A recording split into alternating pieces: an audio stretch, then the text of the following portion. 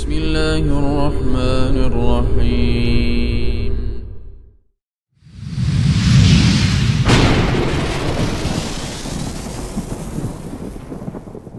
Bismillahirrahmanirrahim. Assalamualaikum warahmatullahi wabarakatuh. Innal hamdalillah nahmaduhu wa nasta'inuhu wa nastaghfiruh wa na'udzu billahi min shururi anfusina wa sayyiati a'malina. Man yahdihillahu fala mudilla lahu wa man yudlil fala hadiya lahu. Wa asyhadu an la ilaha illallah rabbi wahdahu la syarika lah wa asyhadu anna Muhammadan abduhu wa rasuluh.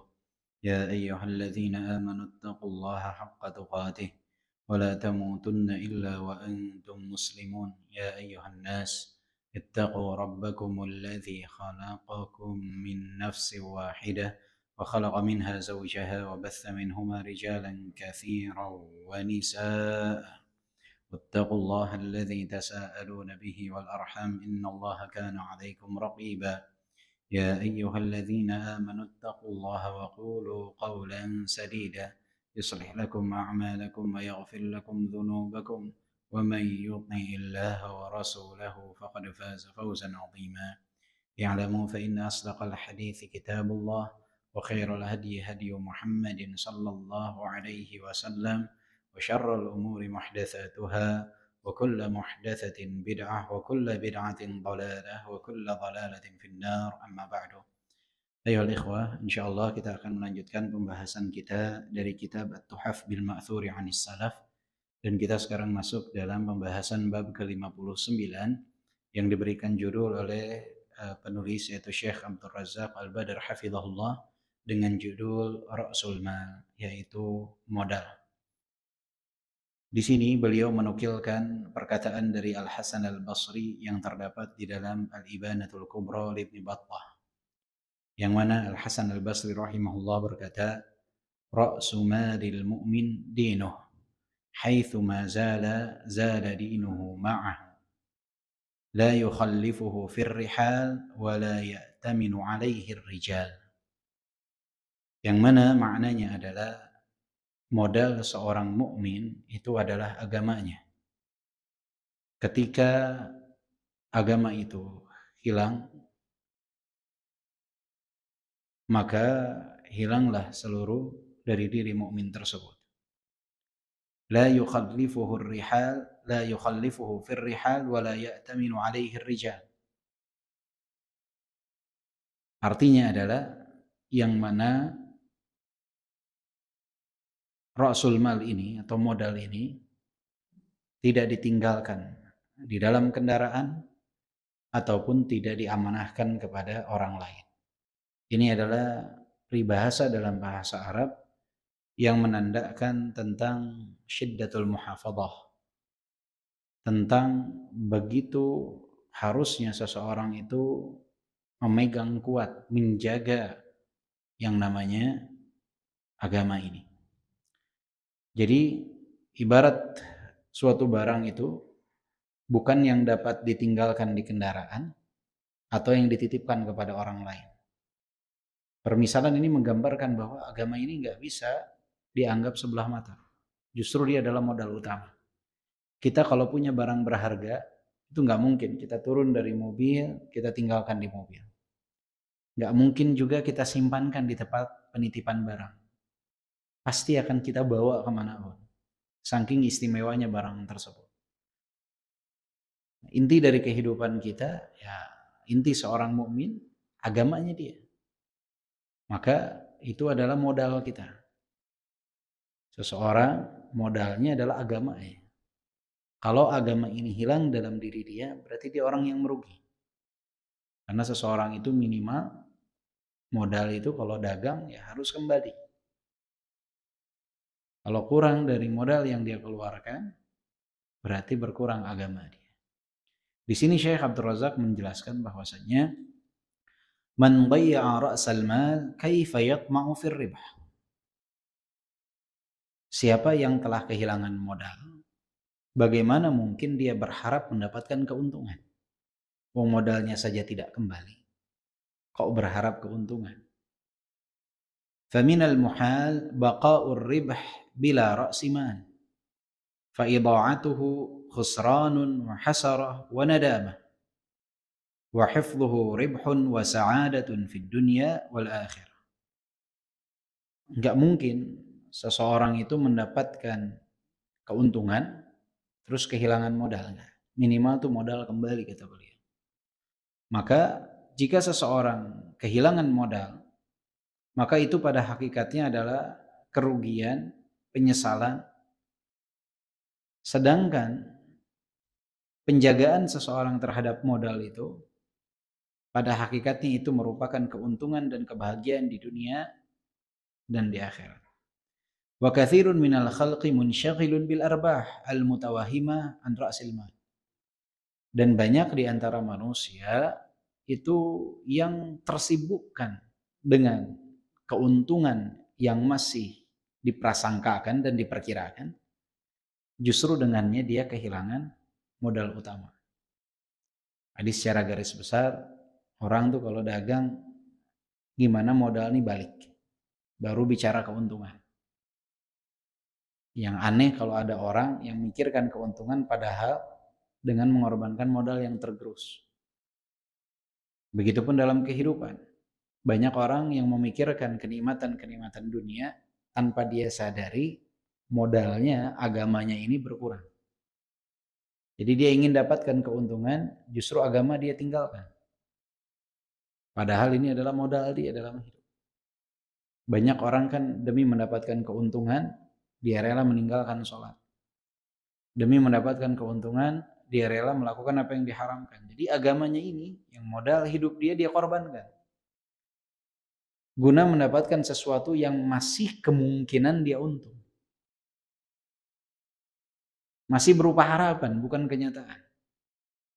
Maka seorang mukmin harus tahu skala prioritas dalam hidup. Prioritas utama adalah agama. Ini dulu yang harus dijaga. Perkara dalam perkara duniawi dia dapat keuntungan, tidak dapat jabatan, tidak, itu urusan kedua. Urusan ketiga. Yang pertama, agama dulu terjaga. Maka patokannya ini, agama ini yang dia pegang erat. Jadi kalau berbentrok antara maslahat duniawi dengan agama, dia nggak mungkin dijadikan pertimbangan tuh. Agama udah pasti nomor satu. Keuntungan duniawi nomor sekian. Jadi kalau dia dagang, waktu sholat dia akan tutup. Kenapa? Karena modal dia itu agama. Nanti kalau ada pelanggan gimana? Masih mungkin. Apakah kita korbankan modal demi keuntungan yang masih nggak jelas? Walaupun jelas, tetap tidak berarti dibandingkan modal ini yang paling utama. Pasti ini orang mau beli, ini modal utama agama, jangan di nomor dua. Maka prinsip dalam hidup itu harus kita jadikan seperti ini ya ikhwah. Biar kita dapat kebahagiaan di dunia. Karena sekarang kita seringnya itu adalah menomor dua akan justru agama. Kemudian mengharapkan keuntungan duniawi. Padahal belum tentu juga keuntungan itu akan menjadi rezeki kita. Sebatas lewat di rekening kita. Taunya karena kita tidak menjalankan ketaatan kepada Allah Subhanahu wa taala, muncul pengeluaran-pengeluaran tidak terduga. Akhirnya uang tersebut hanya sebatas mampir. Tidak kita pakai, tidak kita gunakan, tidak kita makan, tidak kita sedekahkan. Sebatas lewat saja. Nggak berkah jadinya. Tijarahnya, perdagangannya nggak berkah. Kenapa? Melalaikan dari agama. Keberkahan itu adalah tanda pekerjaan kita berkah itu tidak melalaikan kita dari ibadah. Tanda harta itu berkah tidak melalaikan kita dari ibadah. Maka jika pekerjaan kita menyebabkan kita lalai dari ibadah, berarti pekerjaan tersebut nggak berkah. Kalau harta kita menyebabkan kita lalai dari ibadah, berarti itu nggak berkah.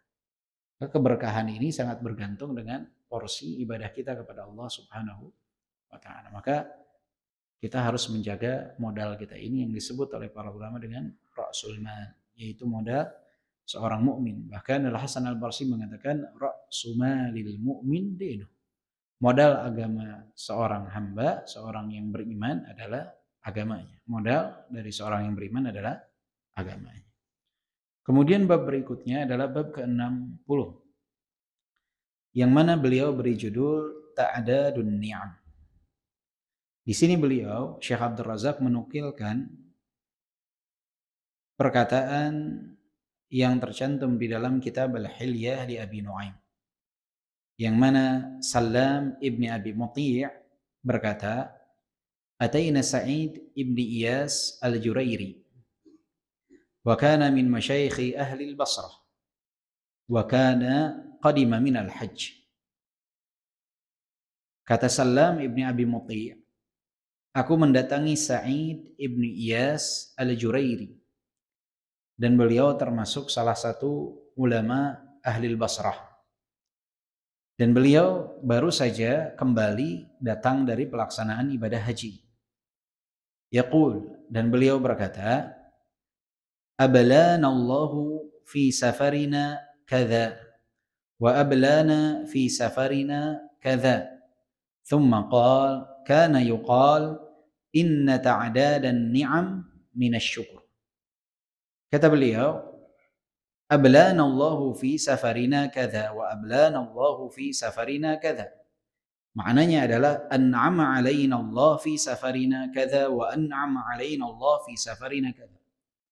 Jadi sepulang dari pelaksanaan ibadah haji, beliau mengatakan Allah memberikan nikmat kepada kami dengan ini. Allah memberikan nikmat kepada kami dengan ini. Disebutkan segala nikmat yang Allah karuniakan kepadanya. Thumma kana yuqal, kemudian beliau berkata, inna ta'dadan ni'am minasy-syukur. Sesungguhnya menghitung, menyebutkan tentang nikmat-nikmat itu termasuk bagian dari rasa syukur. Sebagian daripada rasa syukur. Dalam firman Allah, wa amma bi ni'mati rabbika fahaddits. Jadi ketika dapat nikmat, itu salah satu bentuk rasa syukur adalah dengan menyebutkan nikmat tersebut. Tentunya ini dengan syarat. Para ulama memberikan syarat-syarat dalam penyebutan nikmat di hadapan orang lain. Yang pertama tentunya adalah nikmat tersebut dia sebutkan dalam rangka menunjukkan keagungan Allah Subhanahu wa taala, bukan untuk menyombongkan diri. Ini niatnya harus benar. Karena kadang ada orang yang menyebutkan kenikmatan tujuannya bukan untuk menunjukkan keagungan dan kemuliaan Allah, sang pemberi nikmat, tapi justru ingin menyombongkan nikmat tersebut. Maka niat harus diluruskan, itu yang pertama. Yang kedua, syarat dalam penyebutan nikmat ini adalah hendaknya dalam menyebutkan nikmat itu kita menyebutkan nikmat di hadapan orang yang insya Allah akan bahagia dengan nikmat yang kita rasakan. Bukan menyebutkan nikmat di hadapan orang yang justru hasad terhadap nikmat yang Allah berikan kepada kita. Atau pula jangan menyebutkan nikmat di hadapan orang-orang yang lemah keimanannya, yang justru dengan mendengarnya nikmat yang Allah karuniakan kepada kita, dia akan yatasakhab, akan mungkin sampai derajat mencela takdir Allah Subhanahu wa taala. Kenapa si fulan dikasih saya enggak? Salah saya apa ya Allah? Ini orang-orang yang lemah keimanan, orang-orang yang hasad, ini bukan orang-orang yang tepat untuk kita menyebutkan kenikmatan kepada mereka. Maka para ulama ketika penyebutan nikmat ini memberikan syarat-syarat tersebut. Nah ini yang sering dilalaikan oleh kaum muslimin. Yang mereka hanya ingat, wa amma bi ni'mati rabbika fahaddits. Sebutkan nikmat Rabb. Akhirnya ini yang sering dijadikan dalil orang memamerkan kenikmatan di media sosial. Dia pamerkan restoran mewah yang dia datangi. Dia pamerkan kendaraan mewah yang dia pakai. Pesawat bisnis kelas yang dia gunakan, jet pribadi yang dia pakai, hotel mewah yang dia gunakan, dia jadikan konten untuk menunjukkan nikmat Allah tujuannya. Akan tetapi justru di sana banyak hal-hal yang tidak sepatutnya dilakukan. Kenapa? Karena jika ditunjukkan hal tersebut di media sosial, yang mana kita tidak tahu karakteristik setiap orang yang ada di kontak kita, yang melihat WhatsApp status kita, atau orang yang melihat Instastory kita, atau apapun yang ada di media sosial, bisa saja di antara mereka orang-orang yang hasad, Bisa saja di antara mereka orang-orang yang lemah keimanannya. Bayangkan jika ada orang yang ketika melihat media sosial di sampingnya anaknya. Antum sedang makan di restoran mewah, antum posting di Instastory atau di WhatsApp status. Di sebelahnya anaknya melihat, kemudian bilang kepada ayah, kapan kita bisa makan di tempat itu? Kira-kira akan menimbulkan kebahagiaan atau kesedihan kepada si ayah dan si anak? Kesedihan. Karena nggak semuanya mampu untuk mendapatkannya. Nah, ini yang kita lihat dicontohkan oleh para ulama. Antum silahkan lihat media sosial yang dimiliki para ulama. Lihatlah media sosial mereka. Tidak ada pamer kemewahan sama sekali. Padahal mungkin mereka menaiki pesawat bisnis kelas. Mungkin mereka diberikan fasilitas mobil yang nyaman. Rumah mereka mungkin diberikan kenyamanan. Allah limpahkan rezeki kepada mereka. Tapi tidak ada yang memamerkan hal tersebut di media sosial. Berbeda yang kita dapati di sebagian kaum muslimin di zaman sekarang, khususnya kita di Indonesia. Berapa banyak orang-orang yang mudah memamerkan kenikmatan kemudian mengatakan ini kan tahadduts bin ni'mah. Tahadduts bin ni'mah apa? Kita nggak bisa ngontrol siapa yang melihat media sosial kita. Maka ini keliru. Jadi berbeda ya ikhwah. Jika semua itu sanggup melakukan hal yang wajar antum posting nggak masalah. Anak kasih contoh. Antum ada grup keluarga. Ketika salah seorang dari antum pagi-pagi ngopi, antum posting di status atau di WA group. Tafadhol ngopi misalkan. Silahkan yang mau ngopi. Insya Allah satu grup semua mampu beli kopi. Nggak ada yang nggak mampu beli kopi insya Allah. Maka itu tidak akan menimbulkan hasad ataupun iri dari yang lain. Beda halnya sama juga misalkan antum posting bakso atau posting apa makanan insya Allah bakal ibaratnya masih mampu dibeli oleh yang lain. Antum posting di restoran mewah masukkan ke grup. Tafadhol yang mau makan kira-kira akan menimbulkan ketersinggungan. Ya. Atau antum pamer makan martabak manis sama soda gembira di grup penderita diabetes. Kira-kira gimana? Ya, makan obat dulu. Tapi akan menimbulkan apa namanya? Ketidaknyamanan. Nah, itu di grup aja kita kan pasti pikir-pikir kalau mau share sesuatu. Ini yang lebih umum, WA story, Instagram. Nggak bisa kekontrol siapa yang lihat. Maka para ulama menghindari hal-hal tersebut. Nah, ini yang kadangkala kok banyak di antara kaum muslimin yang sudah ikut kajian sering, bahkan mengisi kajian, tapi sering memamerkan kemewahan di media sosial. Dan ini banyak, subhanallah di Indonesia luar biasa. Nah, akhirnya akan timbul tadi, lemahnya keimanan di dada-dada kaum muslimin. Tapi menyebutkan kenikmatan, kita sebutkan di hadapan orang yang kira-kira justru bahagia dengan kenikmatan tersebut, itu bagian dari tahadduts bin ni'mah. Ya alhamdulillah. Antum contohnya, antum berhasil dalam pekerjaan, dapat keuntungan. Antum kabarkan orang tua, senang orang tua antum. Walaupun antum nggak kasih pun dia senang. Masya Allah, alhamdulillah. Kabarkan keluarga, senang mereka. Ya, senang. Jadi beritahukan tahadduts bin ni'mah ini nikmat. Asalkan kepada orang yang tepat. Dan juga jangan kebalikannya. Kita justru menghitung musibah-musibah yang menimpa kita. Ini yang disebut oleh Allah dalam Al-Quran, innal insana li rabbihi lakanud. Punya sifat apa? Kanud. Yang kata Ibnu Abbas, huwa alladhi ya'uddul masaib wa yansa ni'ama rabbih. Orang yang punya sifat kanud adalah orang yang selalu menghitung musibah-musibah yang menimpa dia dan melupakan nikmat-nikmat yang Allah berikan. Jadi kalau pulang dari haji kata Syekh Abdul Razak sini katakan, katsirun minan nas yanshaghilu ba'da al-hajj bi dzikril masa'ib wal mata'ib wal masyaq an ta'dadin ni'am. Banyak di antara manusia pulang haji itu yang disebutkan apa? Kesusahan, kesulitan, pokoknya nggak ada indah-indahnya. Akhirnya orang yang dengar, wah gitu kan nggak mau haji nggak jadi gitu. Berat semua dikasih tahu yang susah-susah. Ya, padahal Masya Allah indah kita bisa doa di padang Arafah, Allah doa mustajab. Nggak pernah ana dapat yang seperti itu. Allah indahnya tawaf kan orang jadi semangat buat apa? Berangkat haji ke Baitullah. Ini jangan disebut yang negatif-negatif. Kita nih memang kurang dalam hal ini. Allah kan sebutkan tadi innal insana lirabbih lakanut. Beda dengan para salafus saleh. Mereka tuh itu nikmat, bukan itu musibah. Lihat Urwah ibnu Zubair.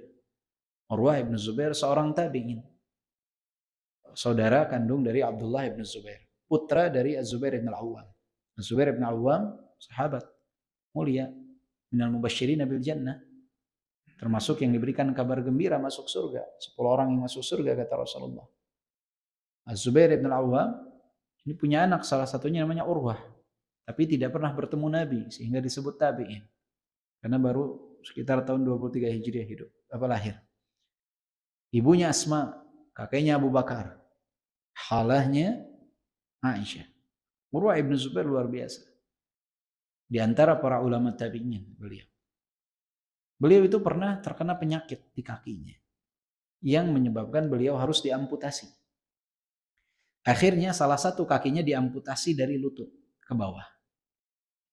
Di hari yang sama, beliau punya anak 7. Di hari yang sama, anaknya yang bernama Muhammad jatuh dari atap hingga wafat. Allah kasih musibah 2 di hari yang sama. Kakinya diamputasi, kemudian apa? Anaknya wafat.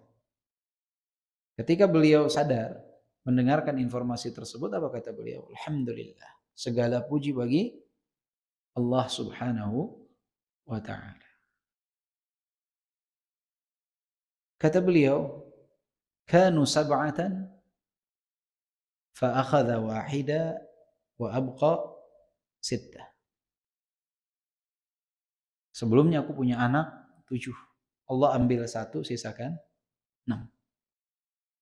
Wa kana li atrafun 4. Akhadha wahida wa abqa 3. Sebelumnya aku punya 4 ujung dari tubuhku, 2 tangan dan 2 kaki. Allah ambil 1 dan menyisakan 3. Fa in kana qad akhadta faqad a'taita. Wa in kana qad ibtalaita faqad an'amta atau kama qala. Walaupun engkau telah mengambil dari sesuatu dari diriku ya Allah, tapi engkau telah mengaruniakan yang banyak. Walaupun engkau memberikan musibah kepadaku, tapi engkau telah memberikan kenikmatan yang banyak. Jadi yang beliau hitung bukan kakinya diamputasi, anaknya jatuh. Enggak. Anaknya meninggal masih ada 6, alhamdulillah. Yang diambil cuma 1. Kakinya diamputasi masih sisa 3. Yang diambil cuma 1, yang dikasih berapa? 3, masih ada. Yang 4 tadinya malah 4. Berapa lama punya 4? Diambil 1 juga masih dikasih 3. Ini namanya menghitung nikmat, bukan fokus kepada musibah yang menimpa dia. Tapi justru fokus mensyukuri apa yang Allah berikan. Nah, ini harus jadi satu kebiasaan pada diri kita. Sehingga kita menjadi hamba yang bersyukur kepada Allah Subhanahu wa taala. Nah, ini biasanya juga di lingkungan kita nih masyarakat, khususnya di Jawa Barat. Kebiasaan ini memang Masya Allah tabarakallah salah satu nilai positif yang dimiliki. Kadang ada orang tabrakan, meninggal, alhamdulillah. Kasihan kalau hidup juga cacat. Hidup tabrakan hidup, alhamdulillah. Untung nggak mati. Selalu kan? Selalu Masya Allah dalam lisan kaum muslimin di lingkungan kita selalu alhamdulillah, alhamdulillah. Itu memang harus dibiasakan. Artinya selalu melihat sisi positif dari satu kejadian. Tidak melihat hal negatif. Di mata kita negatif, tapi justru ada hikmah yang luar biasa. Maka ta'dadun ni'am, menyebutkan nikmat, bersyukur kepada Allah Subhanahu wa taala adalah ciri khas seorang muslim. Maka kita harus mencontoh apa yang dilakukan oleh Urwah ibnu Zubair rahimahullah rahmatan wasi'ah. Jadi Urwah ini bukan sahabat tapi tabi'in. Karena beliau lahir 23, wafat 94 Hijriah kalau tidak salah. Usianya 71 tahunan. Jadi tidak berjumpa dengan Nabi karena lahir 12 tahun setelah wafatnya Nabi. Kemudian bab berikutnya, bab ke-61 yang diberi judul oleh Syekh Abdul Razak, Kama tadinu tudan. Kama tadinu tudan. Sebagaimana engkau merendahkan, menghinakan, engkau pun akan dihinakan dan direndahkan. Kama tadinu tudan. Ini setara dengan ucapan al-jaza min jinsil amal. Seseorang mendapatkan balasan sesuai dengan apa yang dia lakukan. Di sini beliau menukilkan perkataan dari Yahya ibn Sa'id rahimahullah yang dinukilkan dalam kitab Al-Umr wa Syaib Ibn Abi Dunya, yang mana Yahya ibn Sa'id mengatakan, balaghana annahu man ahana dha syaibatin lam yamut hatta yab'ath Allahu alaihi man yuhinu syaibahu idza syaba. Disampaikan kepada kami bahwasanya siapa yang menghinakan, merendahkan orang yang telah tua, maka orang tersebut tidak akan pernah mati sampai Allah akan mengutus seseorang untuk menghinakannya, sebagaimana dia dulu menghinakan orang tua tersebut. Jadi kama tadinu tudan. Ya, karena kita ini wajib memuliakan apa? Orang yang telah tua. Inna min ijlalillah tauqiradhi syaibatil muslim. Bagian daripada pengagungan kepada Allah adalah menghormati, menghargai orang muslim yang tua itu, dihargai, dihormati, bukan direndahkan. Kadang banyak anak yang dia merasa badannya sudah tegap, dapat mencari nafkah sendiri, ayahnya sudah mulai tua, sudah mulai susah jalan, itu dihinakan kadang oleh anaknya. Ada yang sampai rela memukul ayahnya, ya, merendahkan, menghinakan. Padahal dia adalah ayah kita. Nah, jangan sampai ini terjadi. Karena dulu ingat, sampai sekarang kejadiannya sekitar 15 tahun yang lalu. Saya ingat di salah satu pasar di kota Eb namanya, Yaman, ada tukang daging. Bapaknya nih sama anaknya mukanya dipukul pakai sepatu di tengah pasar. Tapi saat itu nggak ada yang bantuin si bapak yang dipukul sama anak. Anak tanya ke orang-orang di sana, kenapa nggak ada yang bantuin? Kasihan. Bapaknya dipukulin sama anaknya. Anaknya udah jadi muda, maksudnya udah bukan anak-anak kecil, bukan. Sudah muda lah. Apa kata orang-orang di sana? Dulu si bapak berbuat yang sama ke kakeknya si anak, bapak dia. Makanya nggak ada yang bantuin, karena mereka ingat dulu dia gitu kepada ayah. Kama tadinu tudan. Ingat 15 tahunan yang lalu lah kejadian. Subhanallah. Allah balaskan penghinaan tersebut dengan anaknya sendiri. Dan anak itu menyontoh kita. Anak tuh sekarang contoh apa yang kita lakukan terhadap orang tua kita, mereka lihat. Kita mengucapkan salam kepada mereka, kita cium tangan mereka, kita ziarah ke mereka, kita beri hadiah kepada mereka. Anak kita mencontoh. Kita rawat mereka.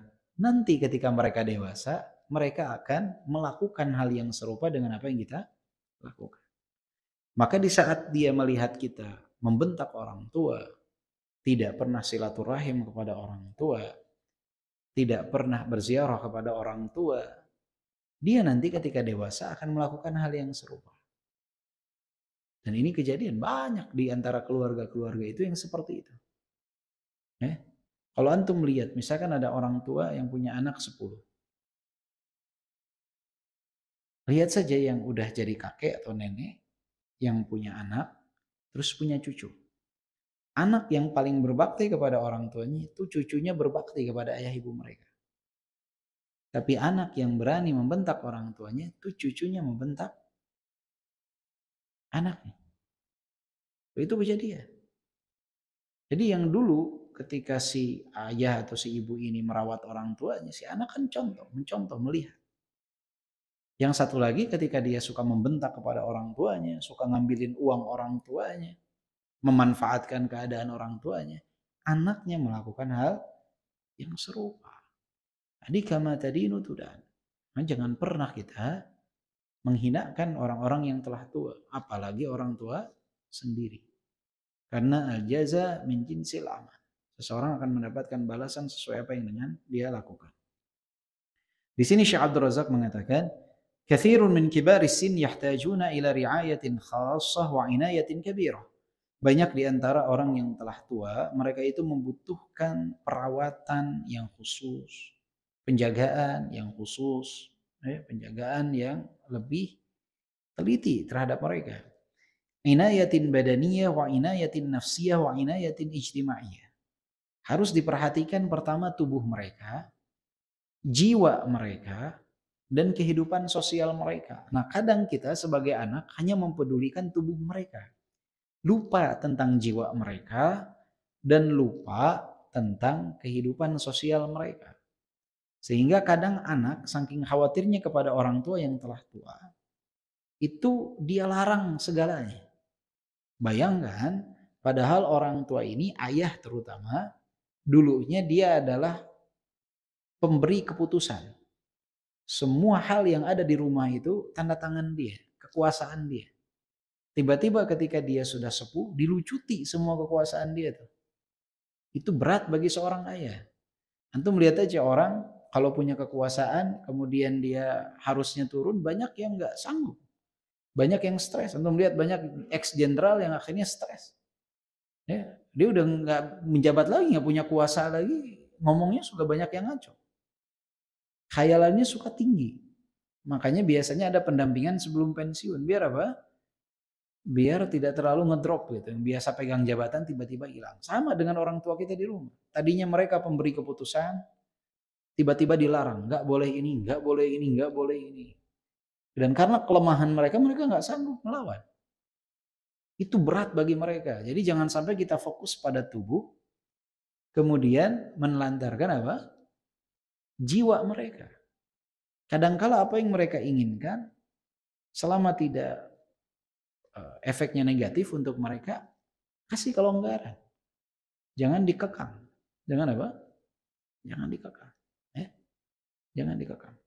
Karena kekhawatiran berlebih itu justru akan berbahaya untuk jiwa mereka. Ya, untuk jiwa mereka.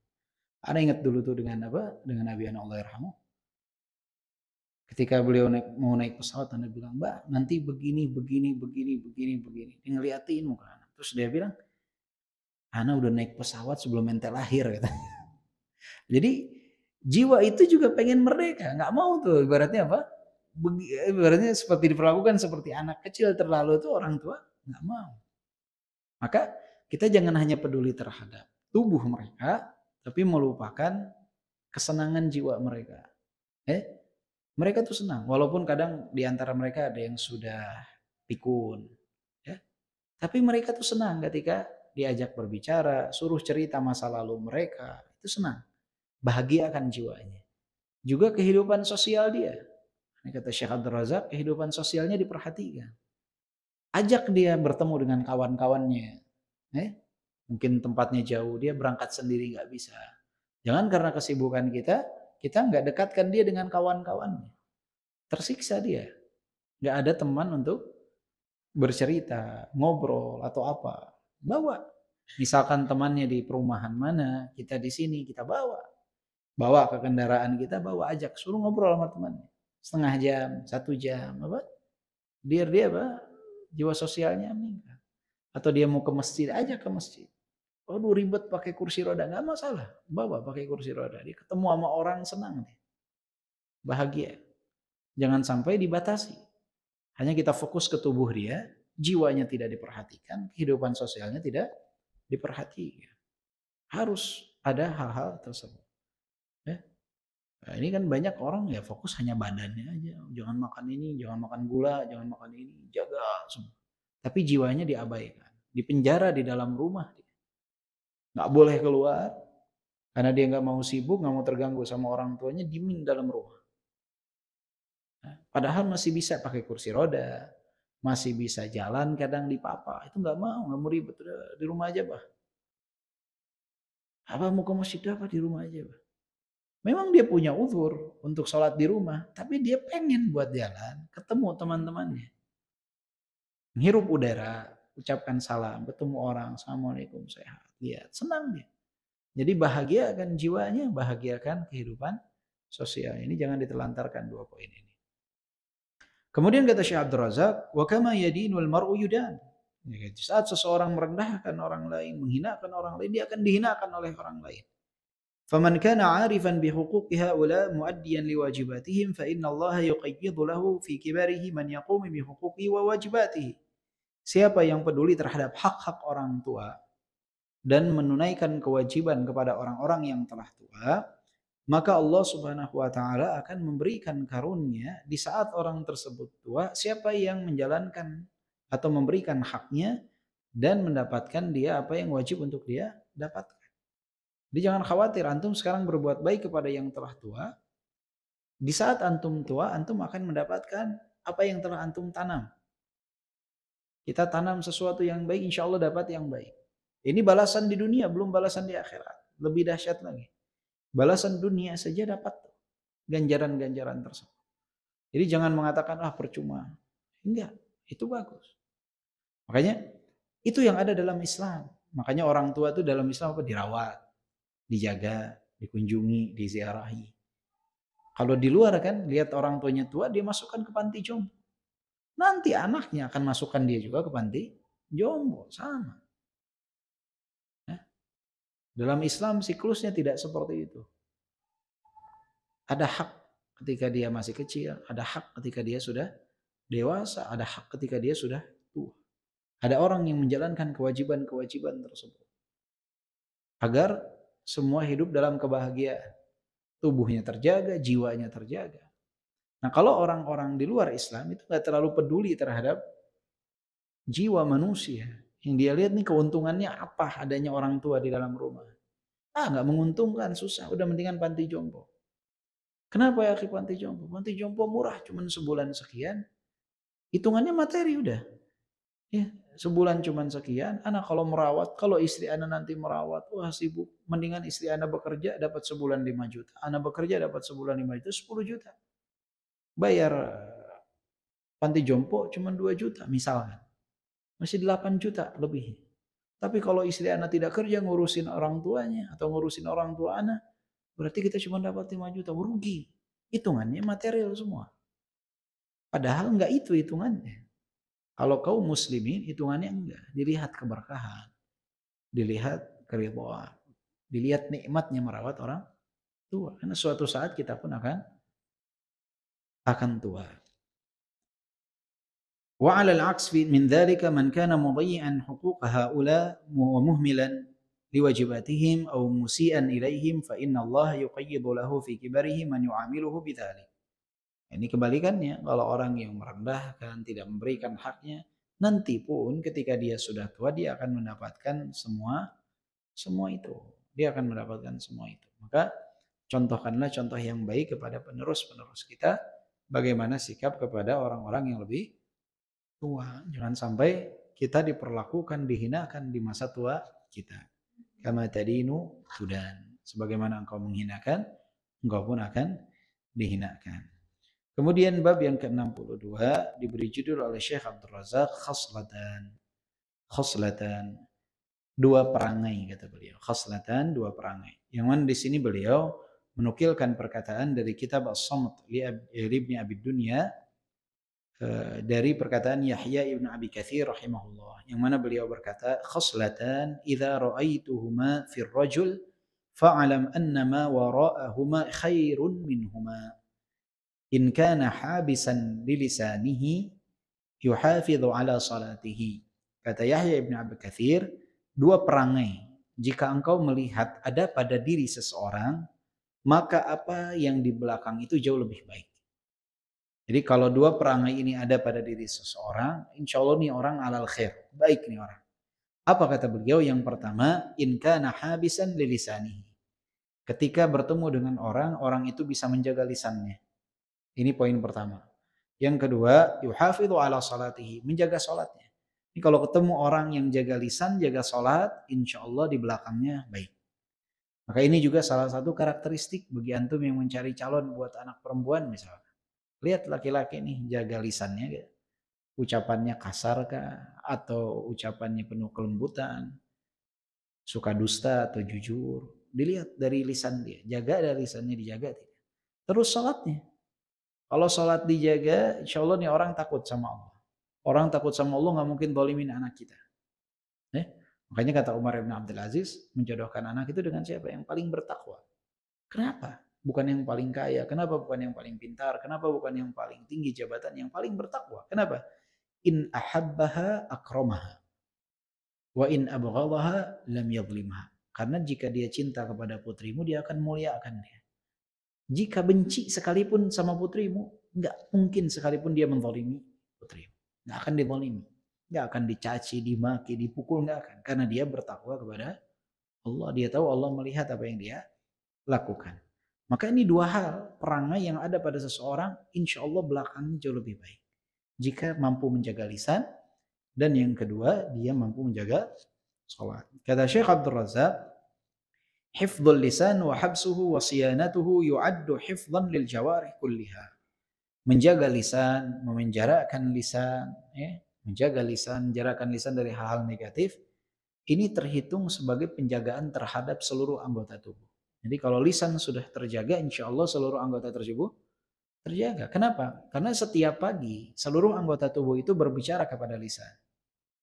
Ittaqillaha fina fa innama nahnu bik. Bertakwalah kepada Allah tentang diri kami, karena kami bergantung kepada Engkau. In istaqamta istaqamna. Wa ini wajajta wajajna. Karena di saat engkau wahai lisan istiqomah, kami seluruh anggota tubuh akan istiqomah. Saat engkau bengkok, kami akan bengkok. Makanya kata para ulama, ada orang tuh yang siangnya puasa, malamnya maksiat. Ada yang malamnya tahajud, siangnya maksiat, tuh ada tuh. Artinya kadangkala orang melakukan ketaatan, kemudian melakukan dosa. Tapi sangat jarang didapati orang yang menjaga lisannya, kemudian dia tergelincir dalam dosa-dosa.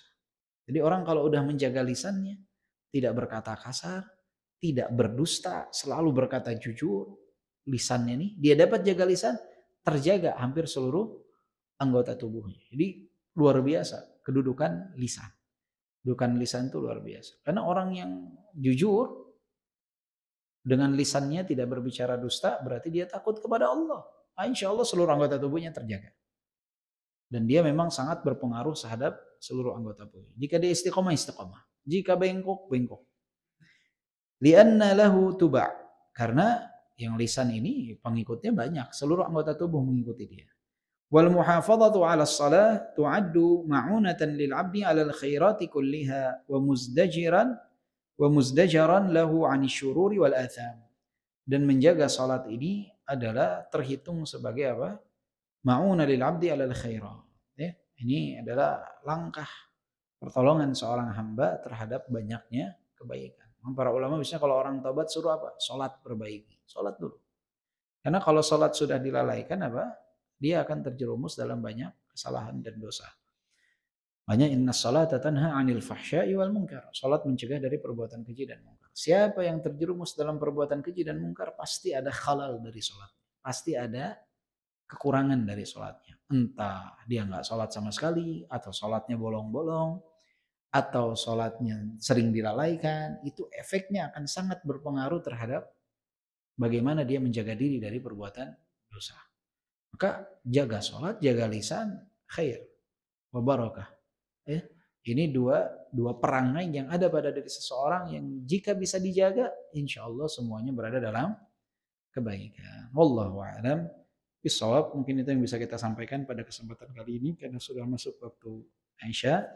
Insya Allah bab berikutnya nanti kita akan bahas bab ke-63, 64 dan juga 65. Mungkin bulan depan ya insya Allah. Bismillah, semoga panjang umur, sehat semua.